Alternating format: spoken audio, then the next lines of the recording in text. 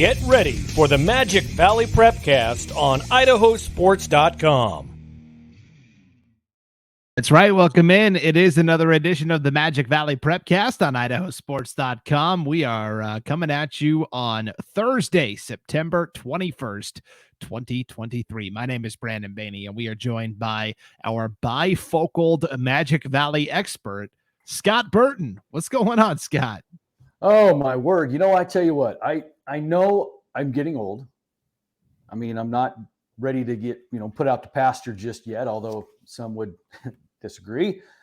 I got up this morning. I'm looking at, my notes for the podcast, and I found myself for the first time. Oh, no. Doing one of those things. I'm like, is this where it ends? I mean, it's over. It's done. So I'm a little emotional right now because I think I might need some glasses. You've never had to have any type of enhancements to your eyes before? No, I did back in I've never had reading glasses ever. I'm 53 years old. Never had reading glasses, but when LASIK first came out, when it first came out, I got LASIK done. This is before it was even perfected. It was so new that it was like with a butter knife in the back of an El Camino. And for some reason, it's still kind of working. But there are days when you wake up and you go, oh no, God, you just can't outrun time. So maybe you'll see me with some, maybe you won't, or maybe I'll just read my words that I think it says, and then we'll have a whole different version of reality, which would be fine with me.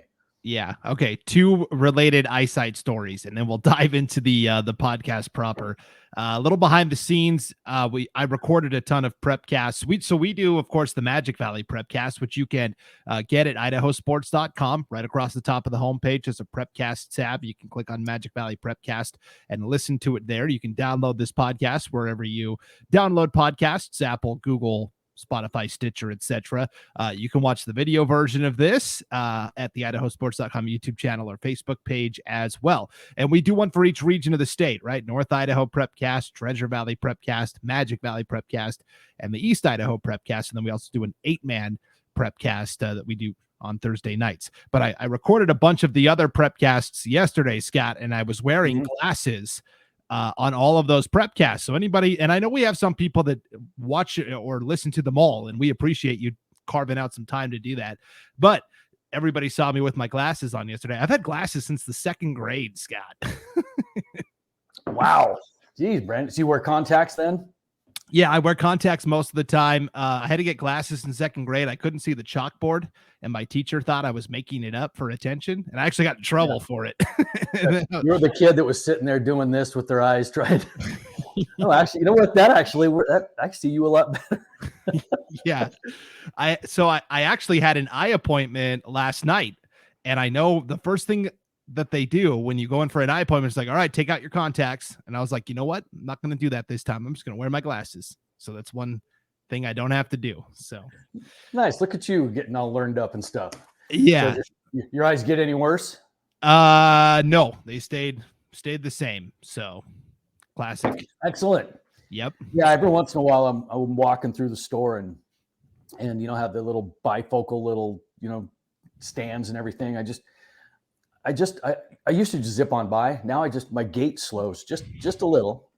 And every once in a while, I'll just kind of catch myself looking over my shoulders like, no, I'm not doing this. I am not going to succumb to age. My eyes are fine. I'm going to be one of those people. So, yeah. So you got the LASIK surgery. Our boss and the general manager of IdahoSports.com, Paul Kingsbury, he got LASIK surgery just in the last 2 years. So you got it when it first came out. He got it after it was refined a little more. And they gave him the option. They're like, okay, basically you're going to be able to see really far and you might need some help up close still, or you're going to be able to see up close and you'll need help far. And Paul said, well, give me the far one, because obviously I'm looking off more often than I am up close. Right. So he gets the LASIK surgery. It goes great. He goes to broadcast his first game post LASIK surgery. It's a basketball game. And he looks down and realizes he can't see the the roster, like right in front of his face. So now he has to wear these little readers down on the crook of his nose after he just got LASIK surgery. I find it hilarious. Oh, you know what? As you were telling that story, I'm thinking, how is he going to do this? Because from a broadcaster's perspective, I mean, we need them both. Yeah. And so I see the guy that's got it on the end of his nose, looking here and then looking up, and, maybe perhaps a little chain, holding him together, or does he have one of those little snap things that come around? Those are pretty cool, I guess. But yeah, it's a different world when you're broadcasting and you've got that vision thing. Oh my goodness. I give him crap for it every time I see him. Like, yeah, good thing you got that LASIK surgery, bud. You could ditch those. Oh no, wait, you still have to wear the readers. Yeah, how many fingers am I holding up, Paul? Huh? Yeah, it's definitely interesting, for sure. And for all of the people that have great vision, they were treated to a bevy of great football games last week. Scott, I don't remember statewide a slate of just exciting, close finishes. I mean, from every corner of the state. In terms of overall state football last week, this was the best week I can remember in some time. Oh, you go top to bottom and you're getting one-score games, come from behind wins, come back, but not quite getting their win. But everything was so close from top to bottom, and that's what you want to see. I mean, we're tired of seeing, the blowout. So the parity was just set up perfectly this week, and we're going to talk about a couple of those. Yeah, and just as an aside, just a couple of noteworthy finishes involving Magic Valley teams or Magic Valley places that we're just not going to get to today. Like, for example, Burley hosted Preston on Friday night.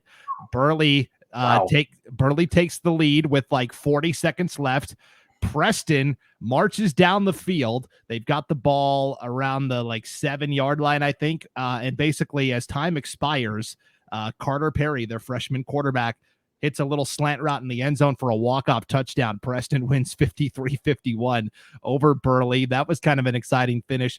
Saturday, Scott, Declo hosted a neutral site game between Melba and North Fremont, a couple of 2A powers.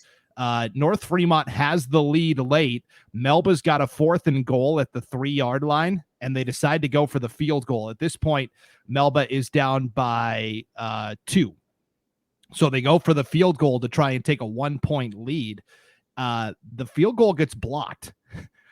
The ball spins into the end zone where a Melba player falls on it for a touchdown. So they came in looking for 3. It's a blocked field goal, and they get 6 instead, and they win the game. I mean, and this was just a small sampling of just the crazy finishes we had. Yeah, well, that's just how Melba drew it up. It's like, hey, guys, it worked just like we wanted to. That's how we do it in practice. Yes. So, yeah, it's some exciting finishes, that's for sure. And, now. Oh, go ahead. No, I was just going to say, and you hope that continues week to week. And we've got some good matchups coming up starting tomorrow night, because we are recording this on Thursday. And so we're going to see a lot more good football games this coming weekend. I will say specifically, just for football fans in general, I know this isn't the East Idaho Prepcast, but man, we have got just 3 doozies on IdahoSports.com Friday night. We've got Meridian at Highland, battle of 5A powers. We have Hillcrest at Pocatello, arguably 2 of the 4 best 4A teams in the state.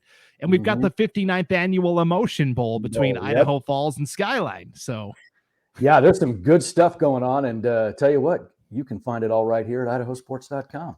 That's right. And of course, we have Magic Valley game night as well, Scott, the latest installment in the River Rivalry, Minico at Burley. Really? Yeah, that ought to be a fun one. It always is when they tangle. I mean, there were so many years that it was just Minico wiping the floor with Burley, and it just got old and nobody really cared, And matter of fact, I remember several years ago wrote an article on it that we posted that Burley still got stomped, but it was like they got a little closer. They only lost by 30, So, I mean, it was just one of those things. And now all of a sudden, with the video game offense that Burley is playing, along with their 8-man defense, it's anybody's contest. And you can bet they're going to put some points on the board in that one.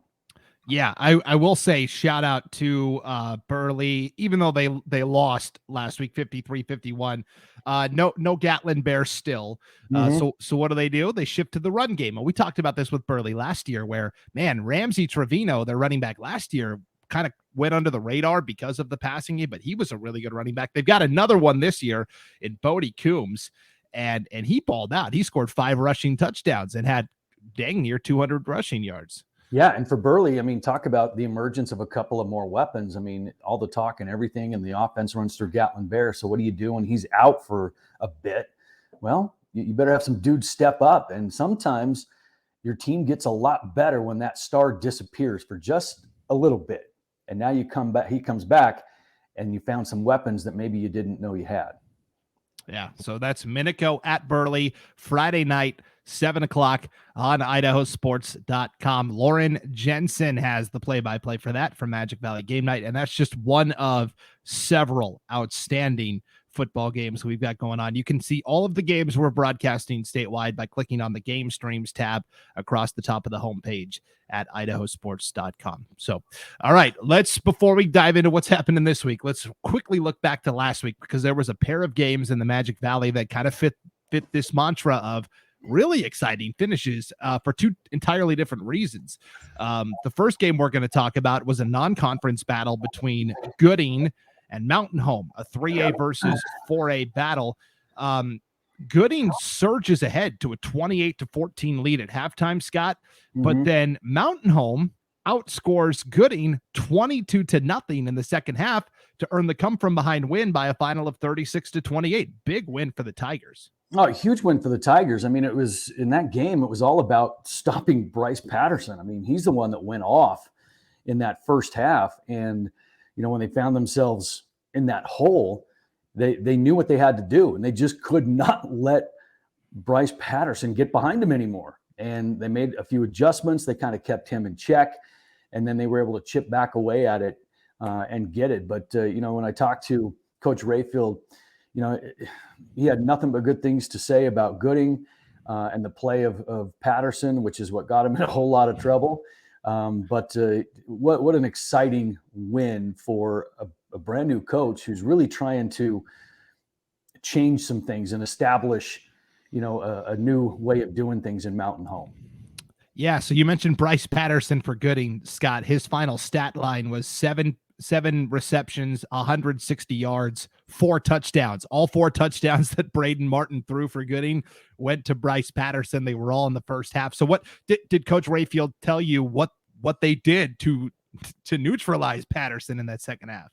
It was just basically commit guys to him, but no matter what, do not let him behind you. You know, and sometimes when you come up and you play a little press defense or whatever, or a little, you know, too deep, or, you know, cover 3. If you don't have your guys rotating the way they should, then it's easy for a player like Patterson to get behind you. But when you make the focus, no matter what your defensive scheme is, that, hey, I'm going to keep this dude in front of me. If he starts to sprint, I'm going to out-sprint him. And if he cuts it off into a 15-yard dig route, then you know what? So be it. He's not scoring over the top of me. And you get in that mindset. And I'm sure that's what they were doing, is just stop the guy that's been killing you.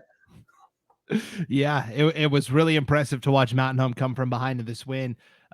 In the victory, Landon Lopez throws 4 touchdowns for the Tigers. Cash Wiley catches 3 of them.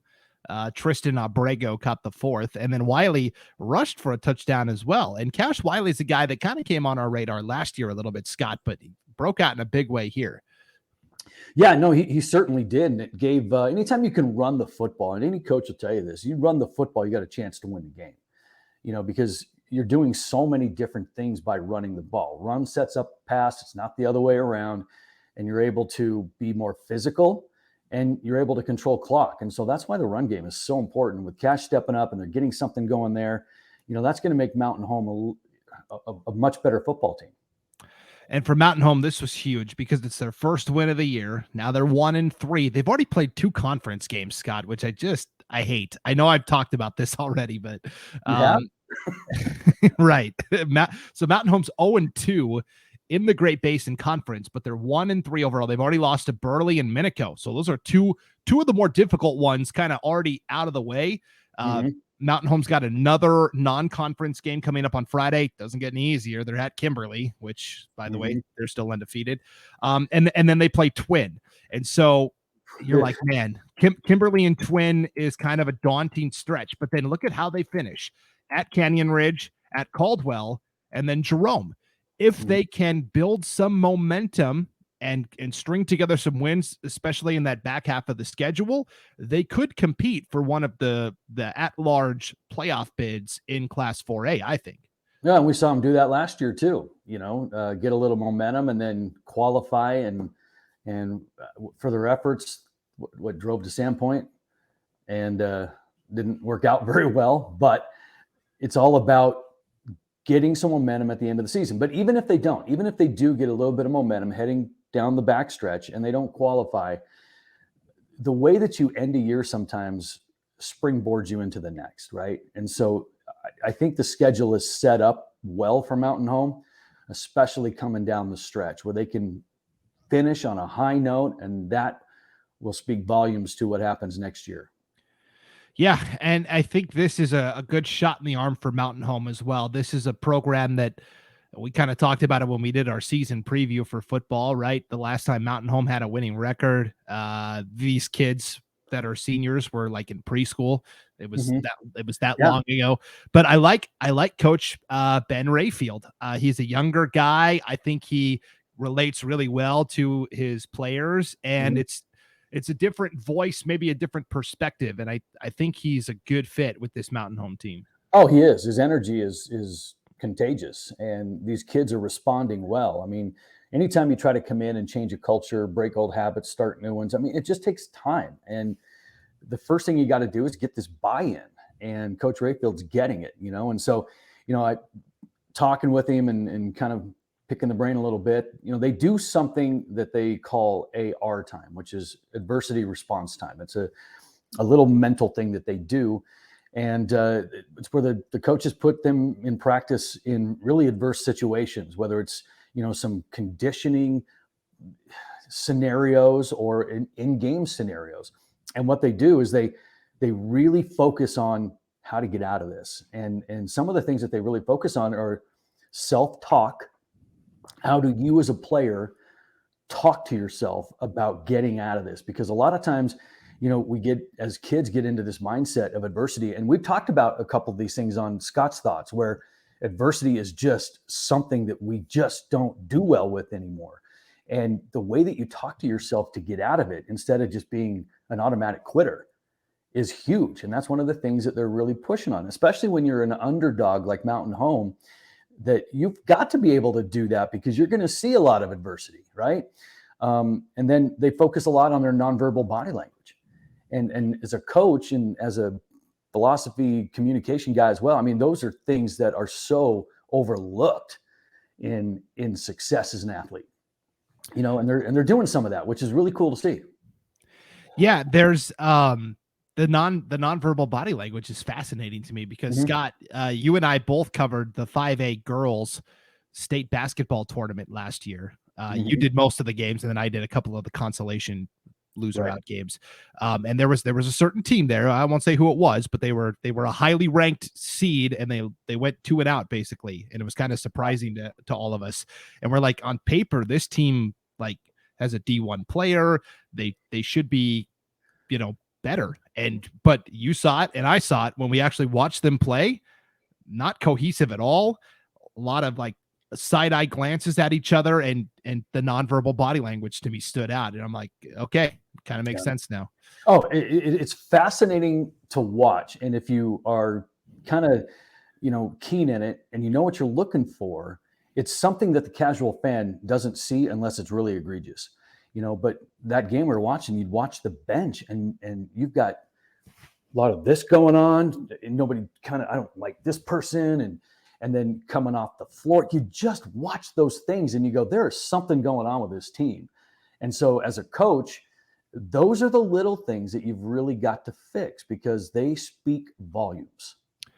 So in football, I'm curious because in other sports, basketball, it's easy to read somebody's face, but in football, the Mhm. helmet and the face mask kind of obscures that. So what kind of body language is Coach Rayfield looking for? Is it slumped shoulders? What is it? Yeah, I mean, you could still see without the face. You could see a little pep in the step, an upright stance. The gait, the head, the hands. I mean, if you're just drop down, but you can tell when somebody's here. It's just all those little things that are like pieces of a puzzle that you put together to get a nonverbal body language. I was a communication major in college.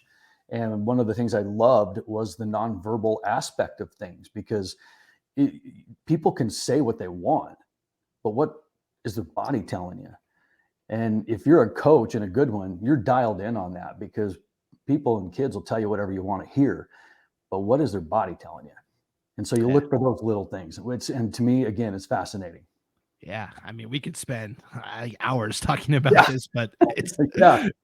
maybe the next time, if you're a fan and the next time you're at a game, maybe keep an eye on that. And you might be able to glean some insights beyond what's happening on the field.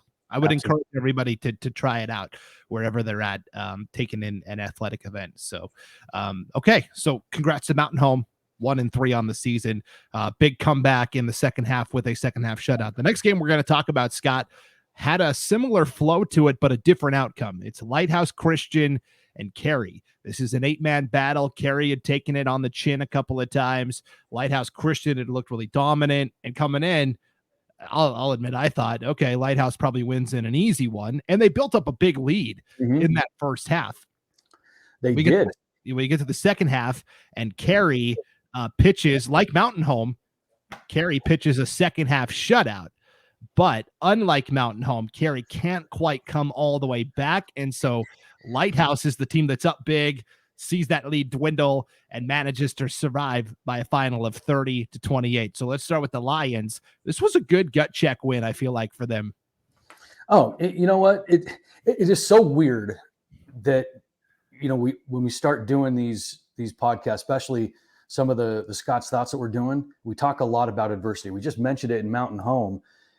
Lighthouse just went through it, and they were undefeated coming in. They're still undefeated.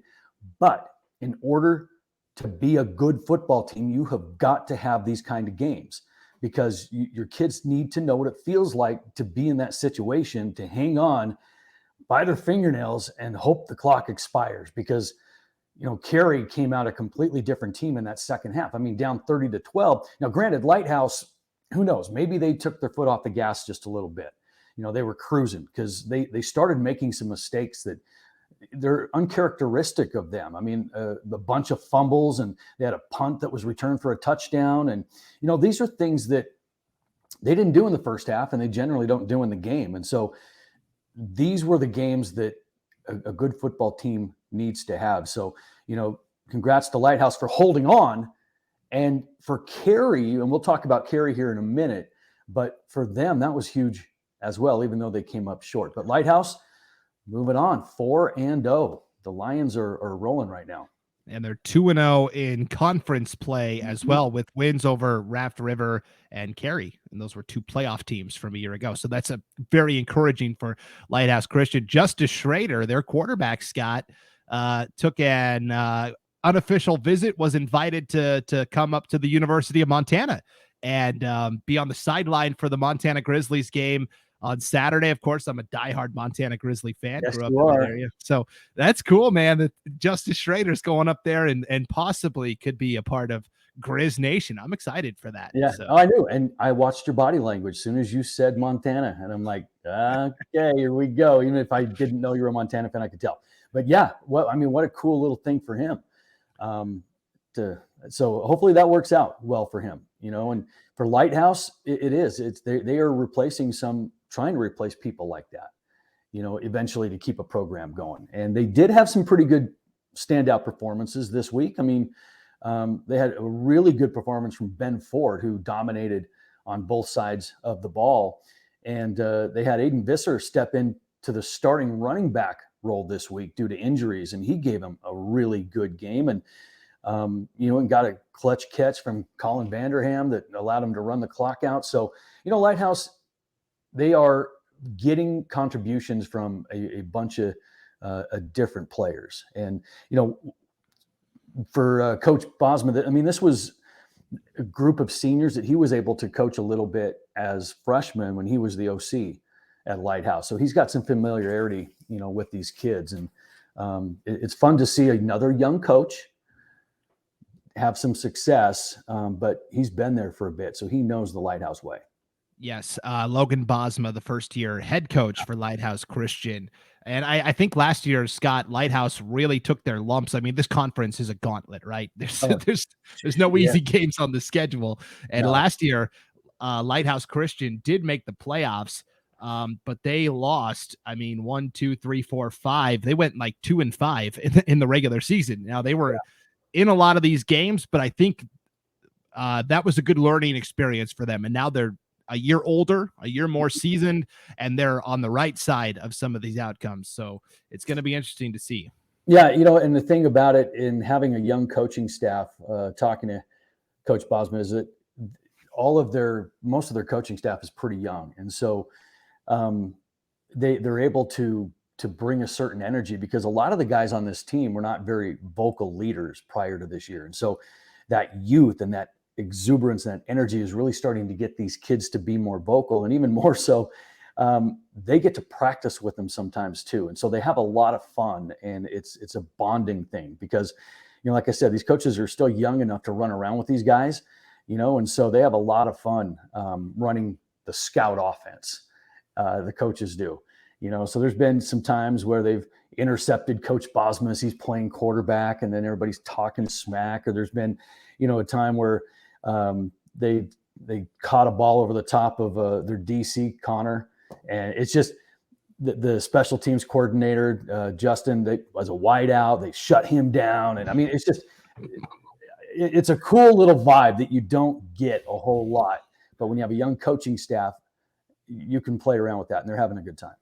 Yeah, that's awesome. Anytime the coaches can get involved, that's great. Glad to hear that. And so Lighthouse has a bye this week, Scott, and then they play Oakley. So this is, Lighthouse, It's all out in front of them for sure.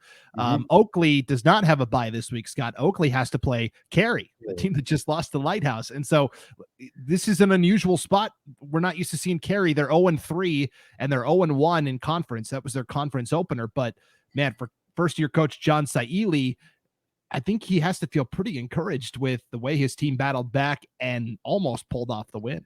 Oh, you talk about a Cary team that is pretty much starting from scratch again. How many graduates did they have that were just vital cogs of this football team? And, when you are an 8-man football team, you can't afford to graduate that many players, because the reloading process isn't quite the same, right? And so this really has been a lot of rebuilding, trying to figure themselves out.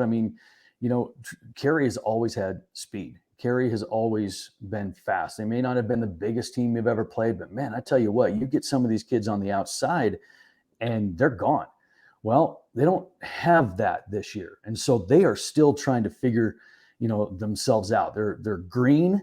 Their coaching staff is green, because, this is year number 1 of 150 that we haven't had a Kirkland on the sideline. But we do have one of Kirkland's 20-year assistants helping out. Coach Durche, I believe, is who it is. But the rest of them are still young. And so overall, this Cary team is really trying to find themselves. And this game against Lighthouse, even though they lost, man, that really does have to help their confidence just a little bit, to know that they came back on an undefeated team and nearly beat them. Yeah, and for Cary, they're also doing this as one of the smallest. They are the smallest school in the conference, and they're one of the smallest in the classification. They're actually moving back down to 1A D2 next year. And so they're trying to hang in as best as they can. We do the 8-man Prepcast every week, Scott, myself and Will Henneke and Coach Lane Kirkland, former Carey coach, and we're all on a text thread, and we kind of text each other on Friday night as we're seeing results come in and stuff. And Coach Kirkland is the PA announcer at the Carey games now, just like you do, Scott. And he texted us on Friday night and he said, I couldn't be more proud of these guys, even though I'm not coaching anymore. He said we gave him everything we had and nearly pulled that off. And so there's a lot of pride, I think, still from Carey, even though it was a loss. Oh, absolutely. And pride is the key.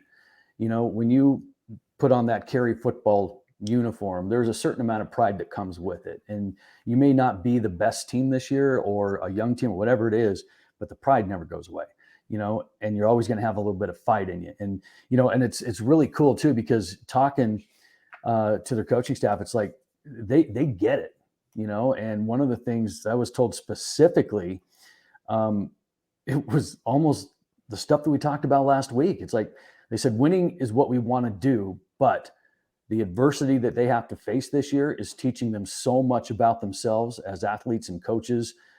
Losing's not fun, but it's made them step up their game and learn how to handle challenges. And that sounds very familiar to stuff that we talked about, last week. And so Carey's approaching it the right way. I mean, they're in a season to where it's not going to be about the scoreboard.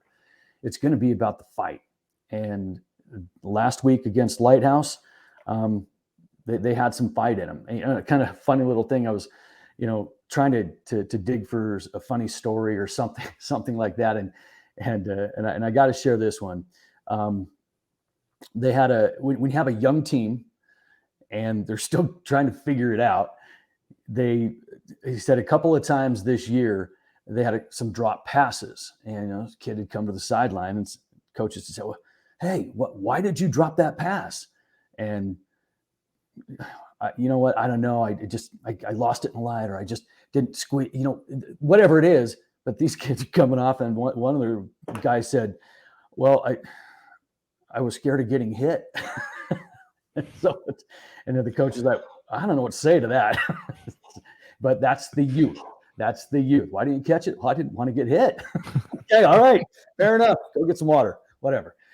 So those are the things that you get with a young team and an inexperienced team that, I don't know, they're kind of fun. And as a coaching staff, hey, you got to giggle at it and grow. It's fun.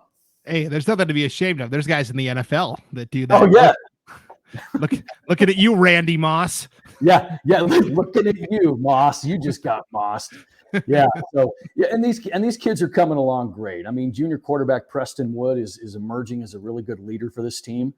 And they do have a dedicated group of seniors, Owen and Park and Hennifer, and then Versus, who was the conference player or defensive player of the year in the conference last year. They still have some, Versus he's still dinged up a little bit. So that's kind of limited him with a shoulder injury, but they got some kids stepping up and they're coming along, and, we'll see what they got against Oakley. Yep. Good luck to the Panthers, and it doesn't get any easier from here on out as they try to navigate their way through the Snake River Conference. But yeah, good luck to Carey against Oakley on Friday night. Scott, there is golf happening this fall, second year that 5A, 4A schools are competing in golf. And so earlier this week was the annual Jerome Invitational, year 2 in the fall. How did it go? Oh, this is one of the better tournaments in Idaho, and it happens in conjunction with Jerome Country Club and then Canyon Springs down in the canyon. I tell you, we have so many great schools that show up to this thing, and some incredible golfers. And I went out there Monday for a portion of it, and I was there for the awards assembly and the presentation of medals and all this kind of stuff. And these kids are. Well, the kid that won it, I mean, he steps up and they call his name, and then here comes like this little 12-year-old out of the pack. And I thought maybe he's accepting the medal for his older brother who had to go or something. No, that was the kid that just fired a 65 or whatever it was. It's like, dude, how are you doing this? Because I love to play golf, and I go play golf, and that guy is going to whoop me up one side, down the other, and twice on Sunday. And he looks like he's 10. And I'm like, man, I wish I would have started earlier. But you're looking at these kids, and they are so good that it is. And if you've not ever played golf before, it's not an easy sport. I mean, I was a guy that played football, basketball, baseball, ran track, and now playing golf. It is the hardest of all of those to play, in my mind. And so I was impressed with what I saw and some of the talent that we've got, coming to this tournament. So it was a lot of fun.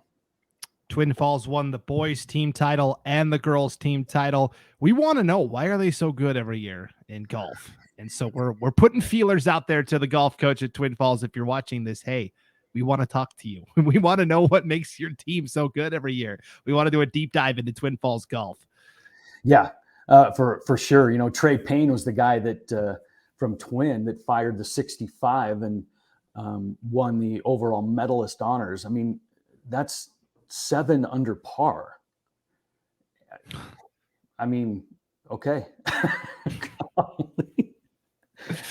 That's oh my word, I'm just so impressed by some of these kids and what they're able to do. Yeah, it's a big mental game, golf. So yeah, no promises, but we're trying to work on it. A deep dive into the Twin Falls High golf program and what makes them so good year in, year out. So stay tuned for that. But as we wrap up this week's episode, Scott, we're going to do another edition of Scott's Thoughts. And again, if you're new to this is basically we give Scott a topic every week. It has to deal with something like life lessons, life skills you can use. It can apply to high school aged kids or even younger, but it's also a good refresher and reminder for us adults as well. So far on Scott's Thoughts, and you can find these on the IdahoSports.com Facebook page. Also, if you subscribe to the Magic Valley Prepcast, you'll hear them there. And I've also made a playlist on our YouTube channel titled Scott's Thoughts. So you can go watch them on YouTube as well. But we've tackled learning from a loss. And then last week we tackled doing the things we don't want to do, but they have to get done. And this week, Scott, the topic is honoring your commitments. How do you stay good on your word and honor your commitments? So go ahead, take it away. All right. Well, as I got to thinking about this one, again, with all these topics, you can go 100 different ways, but here's what I think. And the first thing that came to my mind was a story. When I was growing up, I had a best friend. His name was Matt, and he would always go ask his dad to play catch. But the reply Matt always got was, "I can't right now. I'm busy. I promise in 15 minutes. Well, 15 minutes would pass, and he'd go back in and ask again, and he'd get the same response. "I can't right now. I'm working. Give me 15 minutes. I promise." Well, this went on for quite a while, and nothing ever happened. After time, Matt was dejected, and eventually he stopped asking his dad. Matt was promised every single time, and every single time his dad never kept his word. Matt and his dad never mended that relationship, and needless to say, they had trust issues up until his dad died just last spring. I tell you that story only to illustrate the power of a promise, the cost of a lost commitment. Remember back in the day when our word meant something, promises were kept and actually taken seriously. You said something and you meant it. Nowadays, it seems as if we throw words like commitment around like it's candy at a parade. It means nothing, and at the end of the day, it's often left sitting in the middle of the road. The word doesn't mean what it used to, because it's tied to trust and integrity, two fading qualities.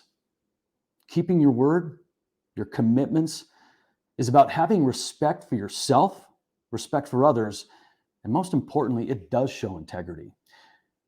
For athletes, and we still have some awesome kids who do what they say and they say what they mean, raised right, the whole 9 yards, but that breed is fading.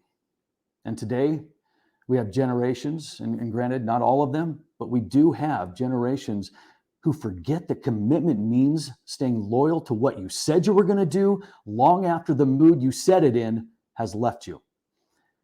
However, our young kids don't always get it. If you don't feel like being on time, you're not. You don't feel like showing up for practice, you don't. Student absences in school these days are through the roof across the board. And it's if school is an option. Remember when we went? It was a commitment. Our parents didn't let us miss because they were teaching us responsibility. But somewhere along the way, we lost what it meant to stick to something. As a kid, I remember if we went out for a sport, a team, a club, anything, no matter what happened, we saw that commitment through. Today, it seems we don't act so much on commitment, but we act on our feelings. And once you feel like quitting something, well, every time you quit after that, it gets easier and easier. And now you have a pattern. And it goes from quitting a team to a job, to a family, to a marriage. And sometimes it's all because things got just a little difficult. From a coach's perspective, sometimes we are no different. We want to get so upset at this generation of kids, but we have to look no further than ourselves just to make sure that we've shown them the right path. When coaches quit on their commitments, whether it's a game they're supposed to play or a deadline, or they quit on a losing team, what are we telling our kids, who will inevitably pass down what they learn from us to the next generation? So now we've come full circle, and the stakes are high. We live in a society where we tend to bail on commitments when it gets too hard or when the ability to toughen up is compromised.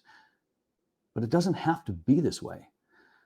Coaches have one of the greatest powers anyone can bestow upon them, and that is to mentor our kids and create a value system that guides them through their lives and then hold them accountable to their commitments. And parents, you have the same responsibility. No more coddling your kids and allowing certain behaviors to become normal where they have no accountability at all. And athletes, you have the responsibility to learn these lessons through toughness, discipline, and integrity. And it all begins with a commitment to yourself. Be accountable to yourself. People see what you're doing, whether you realize it or not. So stand for something. Make your words match your deeds. And in a world where commitments are easy to make but hard to keep, and where we can say whatever we want, and we typically do, let us not forget that commitment is an act, not a word. And those are Scott's thoughts. Again, nicely done. The part that really stood out to me is the quitting part is so easy. Working out, if you take one day off, it turns into a weekend. It turns into a week. It backslides for sure. It's easy to fall out of it. It is. And I could have gone off on that for another 10 minutes or so, but it's an epidemic, and we're in it, and it's across the board. I mean, we're allowing it to happen, and parents are allowing it to happen, and there's so many reasons for it, but we just got to be aware of it and just, hey, you know what? No, I'm not going to quit. I don't care how tough it is. Let's do this. And boy, the benefits you get out of that down the road, immense. Yeah. It's a good Scott's thoughts for sure. And now for next week's assignment, Scott, again, I relate this to something that I kind of see or something that happens to me. Friday night, Scott, last Friday, I was doing a football game for IdahoSports.com in Worley, which is maybe 40 minutes away from where I live. And as I get home, it's like 11 o'clock at night from the field. I reach into my pocket and I go, uh-oh, my phone's not there.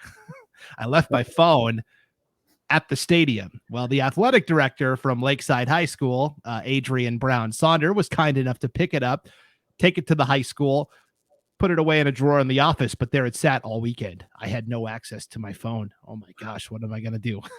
So I'm thinking, oh, this will be great. It's a chance to unplug. I'm not going to be a slave to technology. And for the most part, I felt that way, but there were these brief moments where panic and anxiety set in. I'm like, I need my phone. What am I doing? What am I doing with my hands? I don't know what to do. And so that's going to be the Scott's thoughts for this week. Oh, I love it. How do we not become a slave to this? Oh my gosh. There's so many things to say about that, we have stopped being aware of our surroundings. We have stopped being aware of each other. And it all centers around that, because you have so many problems that are going on, and it's all because of this. Our world is in a 2-foot bubble, and what goes on beyond that, most of us have no clue. And so, yeah, this is going to be a fun one to explore. That's my initial reaction to it. But boy, the wheels are turning right now. That hamster is working overtime right now. We've got some ideas.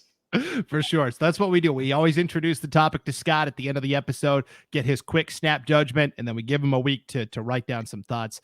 And so next week, Scott's thoughts will be about how to not become a slave to technology, and in particular, smartphone. So it should be a good one. Yeah. All right. Well, big thanks to everybody for tuning into the Magic Valley Prepcast. Don't forget, Minico at Burley, Friday night on IdahoSports.com. River rivalry, good football matchup there. And for those of you that are going to other athletic events this weekend, enjoy the competitions, everybody. Stay safe, and we'll see you next time on IdahoSports.com.